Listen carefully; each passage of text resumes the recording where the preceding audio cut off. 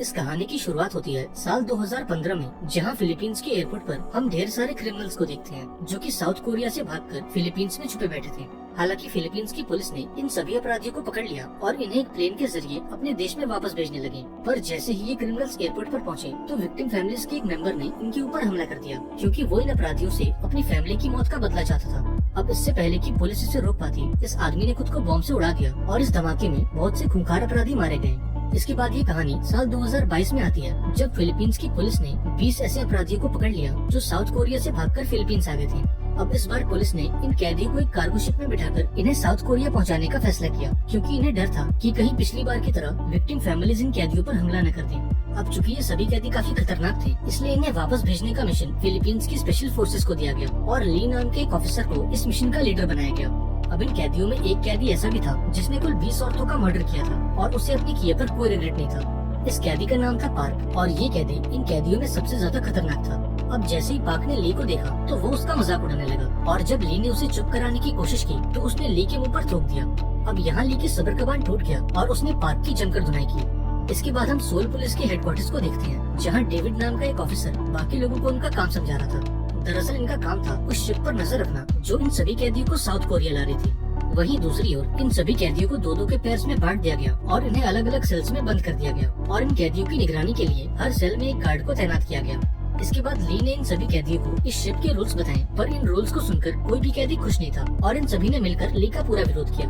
पर इन कैदियों में एक कैदी ऐसा भी था जो कि बिल्कुल शांत बैठा था, मानो उसे इन सबसे कोई मतलब ही ना हो। इस कैदी का नाम टॉम था और ये कैदी इन सभी कैदियों से काफी ज्यादा अलग और खास था।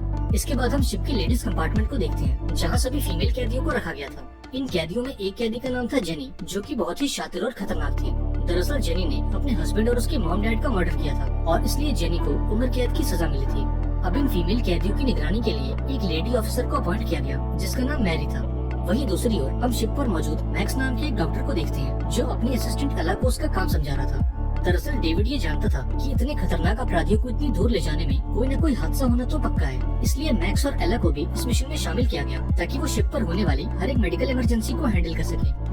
अब जब मैक्स और एला अपनी चीजों को अरेंज कर रहे थे, तब डॉक्टर मैक्स ने चुपके से एक खास किस्म का ड्रग चुरा लिया जो कि पेशेंट को बेहोश करने के काम आता है। इसके बाद हम शिप के किचन को देखते हैं, जहाँ ढेर सारे लोग शिप पर मौजूद सभी स्टाफ के लिए खाना बना रहे थे। तभी डॉक्टर मैक्स किचन से होते हुए शिप के इंजन रूम में पहुंचा और यहाँ ये खुलासा हुआ कि डॉक्टर मैक्स को इस शिप पर मौजूद अल्फा नाम के एक खूंखार अपराधी को नींद का इंजेक्शन देने का काम मिला है।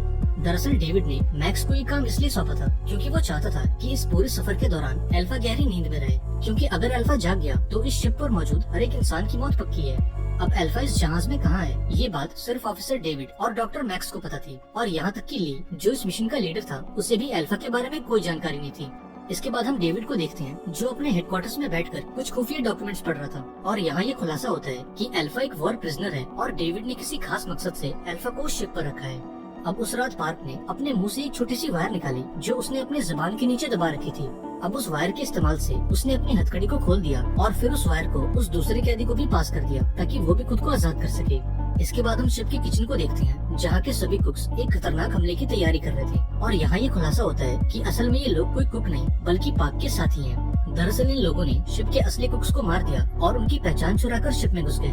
अब अपनी हथकड़ी को खोलने के बाद पार्क ने किसी बहाने से उस गार्ड को अपने पास बुलाया और जैसे ही गार्ड उसके पास गया तो पार्क ने उस पर हमला करके उसे मार दिया और फिर उसकी लाश को शिप के कोल्ड स्टोरेज में छुपा दिया। इधर पार्क के साथी भी अपने काम पर लग गए और बचे कुछ स्टाफ को मारने के बाद वो फौरन शिप के कंट्रोल रूम में पहुंचे।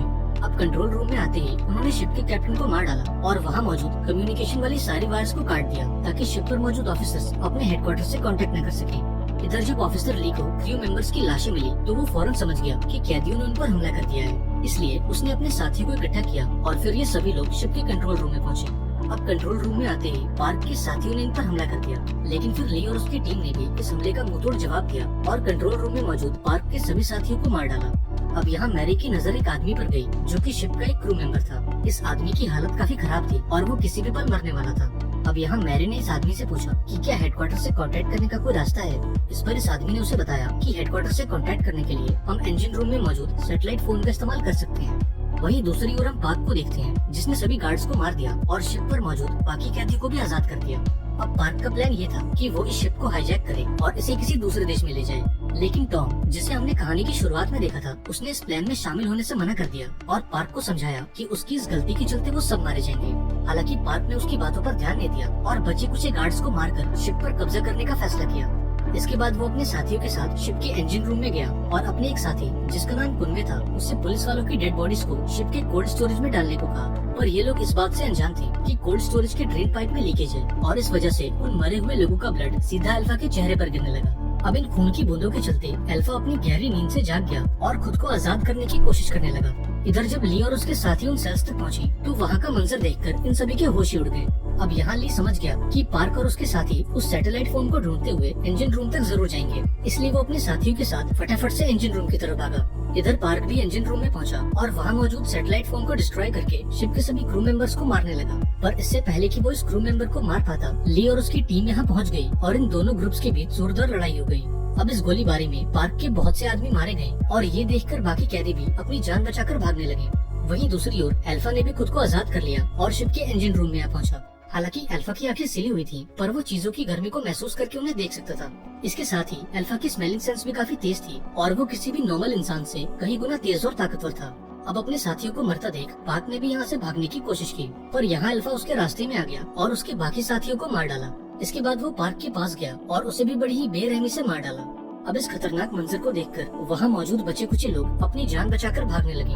अब यहाँ टॉम ने अल्फा का ध्यान बटाया और इस मौके का फायदा उठाकर वहाँ मौजूद सभी लोग एक स्टील डोर से होकर भाग निकले और अल्फा के उन तक पहुँचने से पहले उन्होंने इस गेट को बंद कर दिया। इसके बाद हम डेविड को देखते हैं, जो शिप पर मौजूद अपनी टीम से कांटेक्ट करने की कोशिश कर रहा था, लेकिन जब काफी कोशिश के बाद भी उसे सामने से कोई जवाब नहीं मिला तो उसने सैटेलाइट इमेज के जरिए ये पता लगाने की कोशिश की कि आखिर उस शिप पर क्या चल रहा है। अब जब डेविड ने शिप के सभी क्रू मेंबर्स को मरा हुआ देखा तो उसे अपनी आंखों पर यकीन नहीं हुआ। अब इसी बीच एक आदमी ने डेविड को कॉल किया और उसे शिप पर हुई घटना के बारे में पूरी जानकारी दी। इस आदमी का निकनेम डायरेक्टर था और इसके सीने पर भी वैसे सिंबल था जैसे कि हमने अल्फा के सीने पर देखा था, और इसका मतलब ये था कि अल्फा और डायरेक्टर के बीच कोई न कोई कनेक्शन जरूर है। अब यहाँ ये खुलासा होता है कि डायरेक्टर डेविड का बॉस है और उसी के ऑर्डर्स पर अल्फा को शिप में छुपाकर साउथ कोरिया लाया जा रहा था। वहीं दूसरी ओर शिप पर मौजूद दो क्रू मेंबर्स लाइफ बोट के सहारे अपनी जान बचाकर भागने लगे, लेकिन इससे पहले कि वो पानी में कूद पाते अल्फा इनके सामने आ गया और इन दोनों को बड़ी ही बेरहमी से मार डाला। अब एला, जो कि डॉक्टर मैक्स की असिस्टेंट थी, उसने केबिन के गेट से सब कुछ देख लिया, लेकिन इससे पहले कि वो खुद को बचा पाती अल्फा ने उसके ऊपर भी अटैक कर दिया और उसका गला घोटकर उसे मार डाला। अब ये सब देखकर डॉक्टर मैक्स काफी डर गया और उस केबिन से निकलकर भागने लगा। तभी उसकी मुलाकात ली और उसके साथियों से हुई और यहाँ ली ने उसे धमकाते हुए अल्फा के बारे में पूछा। अब यहाँ मैक्स ने कबूल किया कि उसे अल्फा को इंजेक्शन देने के पैसे मिले थे, लेकिन वो ये नहीं जानता कि इतनी हाई डोसेज के बाद भी अल्फा नींद से कैसे जाग गया। अब यहाँ ली ने अपने साथियों से छुपने को कहा और खुद जिंदा बचे लोगों को ढूंढने निकल गया। इसके बाद हम कुनवे नाम के इस कैदी को देखते हैं, जो घूमते घुमाते शिप के उस पार्ट में चला गया जहाँ सभी फीमेल कैदियों को रखा गया था। अब यहाँ कुनवे ने जेनी और उसके साथियों को आजाद किया और फिर ये लोग यहाँ से निकलने लगे, लेकिन तभी अल्फा इनके सामने आ गया और इनके ऊपर हमला कर दिया और इस हमले में वहाँ मौजूद सभी कैदी मारे गए। अब जेनी और कुनवे जैसे तैसे करके लिफ्ट तक पहुँचे और यहाँ से भागने लगे, पर तभी अल्फा भी इनके पीछे दौड़ा और कूदकर लिफ्ट के ऊपर चढ़ गया। अब इन आवाजों को सुनकर ऑफिसर ली भी उस लिफ्ट तक पहुंचा और जैसे तैसे करके जेनी को उस लिफ्ट से बाहर निकाला, पर इससे पहले कि वो कुनवे को बचा पाता इस लिफ्ट की वायर टूट गई और ये लिफ्ट सीधा नीचे जा गिरी और इस हादसे में कुनवे की मौत हो गई।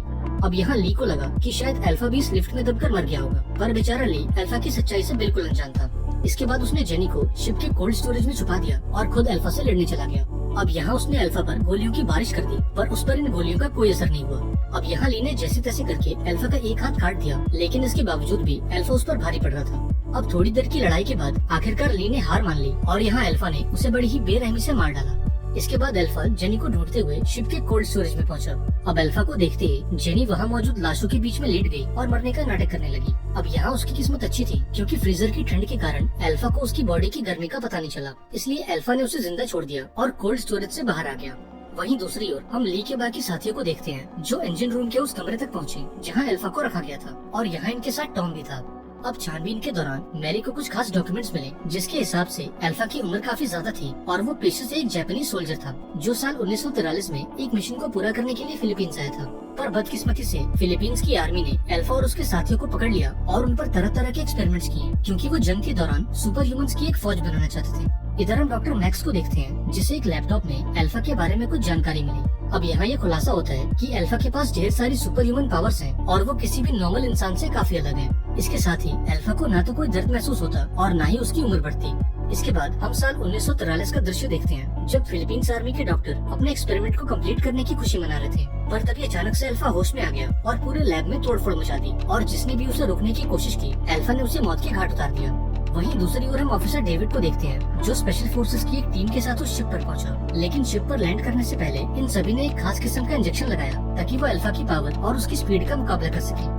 इसके बाद ये सभी लोग शिप के अंदर गए, जहाँ डेविड की मुलाकात जेनी से हुई। अब यहाँ जेनी ने इन लोगों से मदद मांगी, पर डेविड ने बिना कुछ सोचे उसे गोली मार दी। इसके बाद ये लोग आगे बढ़े और शिप पर मौजूद हर एक सर्वाइवर को मारते गए। अब इसी बीच जब डेविड का सामना टॉम से हुआ, तो ये खुलासा हुआ कि ये दोनों एक दूसरे को पहले से जानते हैं, और टॉम की बॉडी पर भी वैसा ही निशान है जैसे कि अल्फा की बॉडी पर है। इसके बाद हम कुछ साल पहले की कहानी देखते हैं, जहाँ डेविड और उसके साथियों ने ढेर सारे लोगों को किडनैप किया और उन पर वो सुपर ह्यूमन एक्सपेरिमेंट किया। पर बदकिस्मती से उनका ये एक्सपेरिमेंट फेल हो गया और उन्होंने सभी लोगों को मरा हुआ मान लिया। पर टॉम इस एक्सपेरिमेंट में जिंदा बच गया, जिसका मतलब ये था कि उस पर किया गया एक्सपेरिमेंट कामयाब हो गया।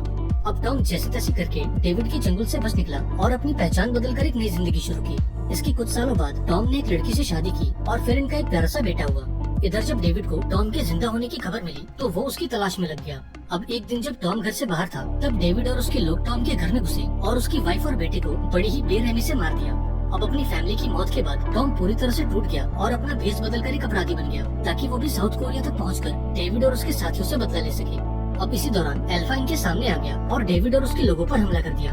अब यहाँ डेविड ने भी वो इंजेक्शन लगाया ताकि वो अल्फा का मुकाबला कर सके। अब एक लंबी फाइट के बाद डेविड ने अल्फा को दबोच लिया और उसे जान से मारकर उसकी कहानी को खत्म किया। अब अल्फा को मारने के बाद डेविड सीधा टॉम से भिड़ गया और इन दोनों के बीच जोरदार लड़ाई हो गई। अब यहाँ डेविड ने टॉम को याद दिलाया कि उसने कितनी बेरहमी से उसके परिवार को मारा था। अब ये सुनते ही टॉम गुस्से से पागल हो गया और डेविड को जख्मी करके उसे समुद्र में फेंक दिया। इसके बाद वो खुद पानी में कूद गया और डेविड को जान से मार डाला। वहीं दूसरी ओर हम डायरेक्टर को देखते हैं, जो इस पूरे एक्सपेरिमेंट का मास्टरमाइंड है और फिलहाल एक आइलैंड पर इस खुफिया प्रोजेक्ट को अंजाम दे रहा है। अब यहाँ ये खुलासा होता है कि डायरेक्टर भी उस एक्सपेरिमेंट का हिस्सा था और वो भी अल्फा की तरह एक सुपर ह्यूमन है। अब सुपर पावर्स मिलने के बाद उसने एक सीक्रेट ग्रुप बनाया और इस एक्सपेरिमेंट को कंटिन्यू किया, क्योंकि वो सुपर ह्यूमंस की एक फौज बनाकर इस पूरी दुनिया पर राज करना चाहता था। अब इस आइलैंड पर हम एक बच्चे को भी देखते हैं, जो कोई और नहीं बल्कि टॉम का बेटा था। दरअसल उस दिन डेविड ने टॉम के बेटे को नहीं मारा, क्योंकि उस बच्चे के अंदर भी टॉम जैसी ही शक्तियाँ थी और ये बच्चा वो पहला इंसान था जो बिना किसी एक्सपेरिमेंट के एक सुपर ह्यूमन बना था। वहीं दूसरी ओर हम टॉम को देखते हैं, जो डेविड को मारने के बाद पानी से बाहर आ गया और अब उसका मकसद था डायरेक्टर तक पहुंचना और उसे मारकर इस एक्सपेरिमेंट को पूरी तरह से बंद करना। आई होप आपको आज की कहानी पसंद आई होगी। अगर आपको ये वीडियो अच्छी लगी हो तो इसे लाइक कर देना और चैनल को सब्सक्राइब करके इसे अपने फ्रेंड्स और फैमिली के साथ शेयर कर देना। मिलते हैं अगली वीडियो में, पर तब तक के लिए be safe and keep chilling.